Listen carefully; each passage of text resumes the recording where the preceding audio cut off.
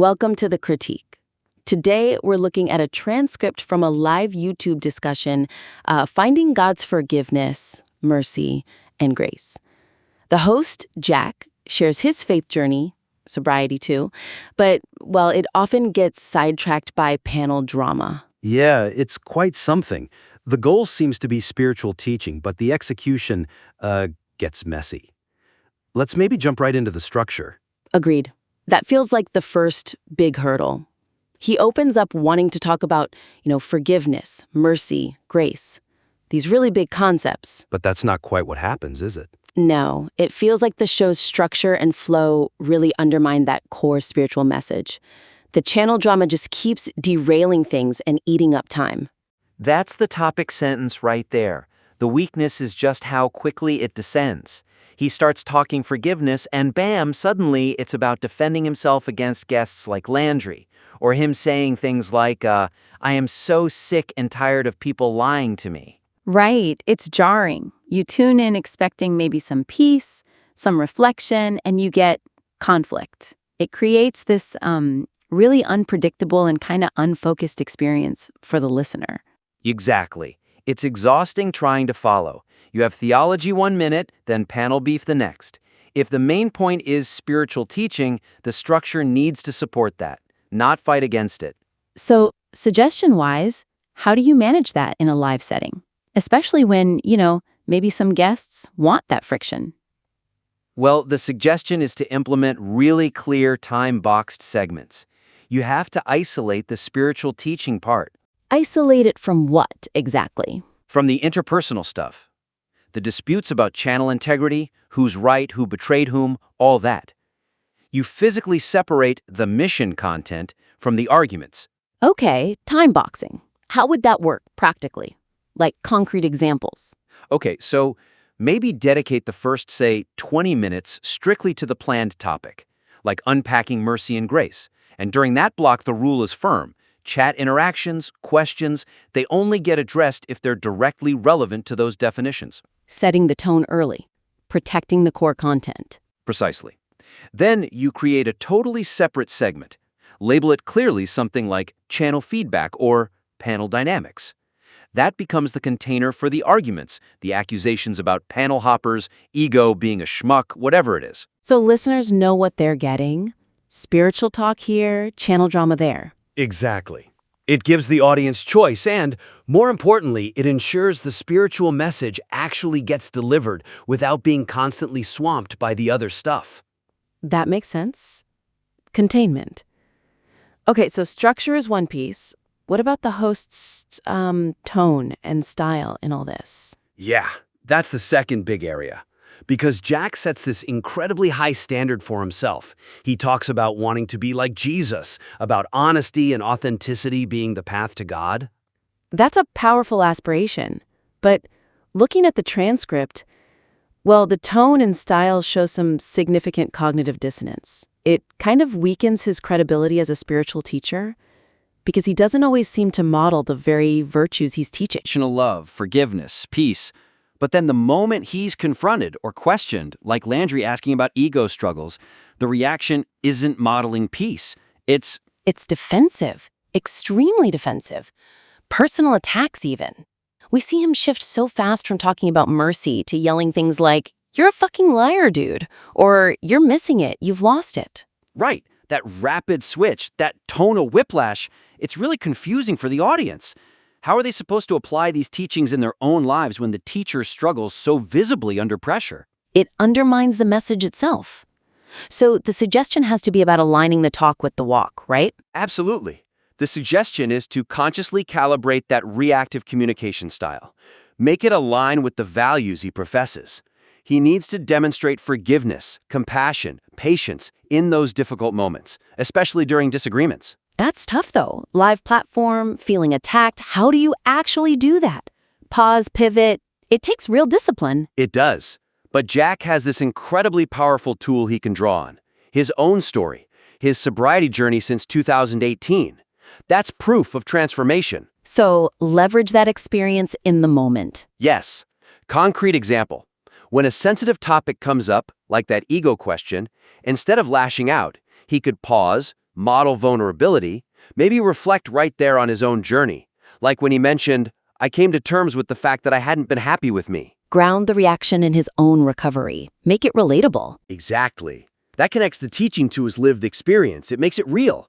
Instead of arguing about who's right or wrong, use the criticism itself as a teaching moment. Turn the conflict into curriculum almost. Precisely. Another example, he could explicitly extend the forgiveness he preaches. Imagine if, instead of attacking, he responded to a perceived insult by saying something like, look, the things you've done, they seem minor in the grand scheme. I forgive you. And now, let's actually apply this teaching right here. Let's figure out how we find peace in this situation. Wow, yeah, that would be powerful. It turns a potential breakdown into a live demonstration of his principles. Reinforces credibility instantly. It completely changes the dynamic. Okay, so we've got structure, we've got tone. What about the advice itself, the substance? Right. His personal story is compelling, finding rock bottom, the misery, the drinking, and then advocating for breaking things down. How do you eat an elephant? A bite at a time. That part resonates. It's a fantastic foundation, definitely. But the resulting spiritual advice often feels, well, a bit too abstract. It might not be fully actionable for the average listener trying to apply it. That's the gap, I think. The weakness is moving from that powerful personal testimony to advice like, give the control to God, or turn to the truth. These are profound ideas, but they lack specificity. The video critique even pointed this out, asking for more clarity on what that love means. Exactly. It stays high-level, philosophical. But Jack has something unique. His specific recovery experience. Sobriety, maybe 12-step principles. That's tangible. The suggestion is to fully leverage that concrete experience. Create a framework, maybe even brand it slightly, that connects the big spiritual goals like finding peace to daily, practical, mental, and behavioral actions. So bridge the gap between the why, his rock bottom, and the what, abstract goals, with the how, his specific recovery steps. Precisely. He needs to translate the abstract into concrete actions. We need examples of this. Okay, give me one. How does he translate breaking down life? Instead of just the elephant analogy, he could draw directly from recovery principles. Explain the action.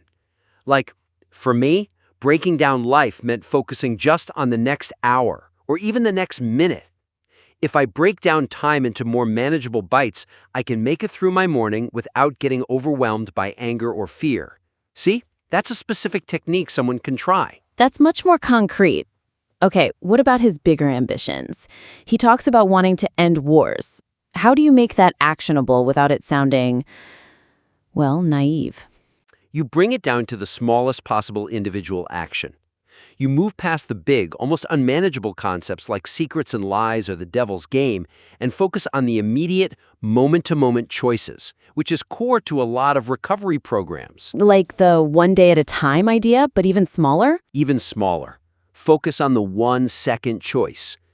For example, instead of just saying, pray more, offer a specific daily challenge rooted in that moment of choice. Maybe something like a 1-second stillness challenge. How would that work? Frame it like this. When you feel that flash of anger, that judgment rising, that's the moment. The challenge is to take 1 second, just 1 second of stillness. Recognize the feeling and consciously choose to replace that immediate reaction with a thought of mercy or just pause. Before you speak, before you act. So it connects the huge goal piece, ending conflict, to a tiny, repeatable behavioral intervention based on principles he knows work from his own life. Exactly. It grounds the high-level spirituality in practical daily actions derived from his unique, proven recovery framework. It makes the advice tangible and usable. Okay, this feels like a solid path forward. We've really dug into 3 key areas here that could significantly boost the impact and, frankly, the credibility of his message. Yeah, just to recap quickly. First, it's about structural integrity. Use those time-boxed segments. Separate the spiritual teaching from the channel drama. Make the content delivery consistent and predictable. Second, address that cognitive dissonance. The tone needs to align with the message. Model the forgiveness, the peace, especially when challenged. Turn those friction points into teaching moments. And third, Make the advice actionable. Ground the philosophy in practice. Leverage that powerful recovery story to offer concrete, daily steps people can actually take, translating abstract goals into manageable behaviors. Right. Implementing Bean's changes, structure, tone, actionability, could really transform this from a sometimes chaotic stream into a much more focused, reliable, and impactful teaching platform, one that truly embodies the peace it advocates. Absolutely. So the invitation is there. Refine the approach, perhaps try implementing some of these suggestions, and we'd be happy to take another look. Submit the revised material back for a follow-up. Definitely. Keep refining, keep improving. Until next time on The Critique.